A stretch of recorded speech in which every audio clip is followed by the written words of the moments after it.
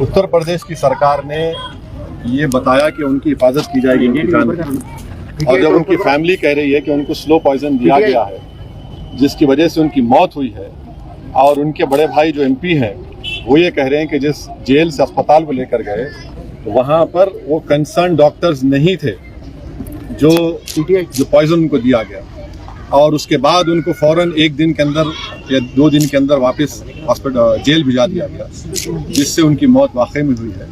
तो मैं ये चाहूँगा कि इसकी एक सही तरीके से इंडिपेंडेंट इंक्वायरी हो, और जो फैमिली कह रही है उसको सीरियस लेने की ज़रूरत है। ये दूसरा ऐसा वाक़या हम देख रहे हैं कि कन्विक्टेड प्रिजनर को जुडिशियल कस्टडी में उनकी मौत हुई है। एक को तो शूट आउट हुआ, अब यहाँ पर स्लो पॉइजन जो उनकी फैमिली कह रही है उससे उनकी मौत वाकई में हुई। सर अब तो मतलब इस पे जो पॉलिटिक्स हो रहा है, राजनीति हो रहा है, इस पे आपका क्या कहना है? क्योंकि देखिए पॉलिटिक्स का सवाल नहीं है, क्या पॉलिटिक्स हो रही है। नहीं सुनिए, एक आदमी तो मर गया जो जुडिशियल कस्टडी में है, ठीक है, कोर्ट ने उनके ऊपर सेंटेंस दिया, मगर आपकी कस्टडी में है, जुडिशियल कस्टडी में है, और ये तो दूसरा वाकया है। इसमें पॉलिटिक्स क्या है? जब जुडिशियल कस्टडी में किसी की मौत हो रही है और उनकी फैमिली उस एप्रीहेंशन का इजहार कर चुकी है, सुप्रीम कोर्ट वो लोग केस डाले हैं, तो इसमें पॉलिटिक्स क्या है भाई? एक आदमी की तो मौत हो गई ना, इसमें पॉलिटिक्स करना क्या है? वो तो अपनी जान दे दी, जान चलेगी उनकी, तो पॉलिटिक्स क्या हो रही है? अब जाने की जिम्मेदारी किस पर है? इसमें पॉलिटिक्स क्या करना है? इसमें तो सच्चाई को जानना है, जस्टिस करना चाहिए। Worst rule is prevailing. Sir, worst rule is prevailing, and worst rule is prevailing. Yeah, worst rule is prevailing in Uttar Pradesh. Well, I have been always been saying that in the biggest state of our country, the state is being run by rule by gun, not by rule of law. And this is the second instance wherein a person has died in judicial custody. The whole world had seen that earlier. 2 convicted prisoners, one happened to be an ex-MP, was shot dead. Mr. Ansari was an ex-MLA, and he was in judicial custody.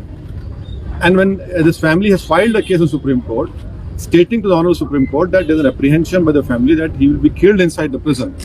Now he dies, and the family say that slow poison was given. And the surprising and shocking thing is that he was not taken to a specialist hospital. He was taken to a hospital where no proper medical attention was given to him. And the most surprising thing and shocking thing is that within a short span of time, he was sent back to the prison.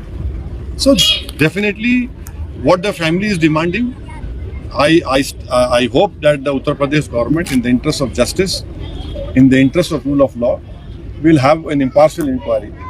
And the whole world should know what has happened. And this is not how people just go away, just die in a judicial custody. आपको क्या लगता है कि उत्तर प्रदेश जेलों में सुरक्षा नहीं है सर? इस तरह के कई सारे पिछले बार भी माइनॉरिटीज पे आपने बात भी उठाई, माइनॉरिटीज को वहाँ पर मारा जा रहा है, तो इस तरह के आरोप है। नहीं, आप सवाल आप भी कर रहे हैं, मेरा जवाब भी आप दे रहे हैं, तो सही है बिल्कुल। सर वन लास्ट क्वेश्चन, क्या सुरक्षा नहीं है क्या उत्तर? नहीं, अब देखिए, अगर कोई हथकड़ी में 2 प्रिजनर्स हैं और उनको पुलिस के सामने उनको गोली चला दी जाती है, और अगर कोई वहाँ के मुख्यमंत्री के बारे में कुछ फेसबुक पे अनाप शनाप बक ले, तो 48 घंटे में आप पहुँच जाते उसको। ये क्या हो रहा है? कैसे हो रहा है? रूल ऑफ लॉ से देश यूपी चलना चाहिए, रूल ऑफ गन से नहीं चलना चाहिए। इससे संविधान के ताल्लुक से, कोर्ट्स के ताल्लुक से जो इकबाल होता है ना, उस इकबाल को बरकरार रखना चाहिए।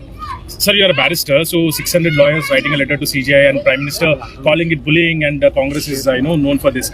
I am neither a spokesperson for both the parties, thankfully. But how do you see sir? I need not answer on this. I am not a spokesperson for both these parties. They have their own people to answer this. Thank you.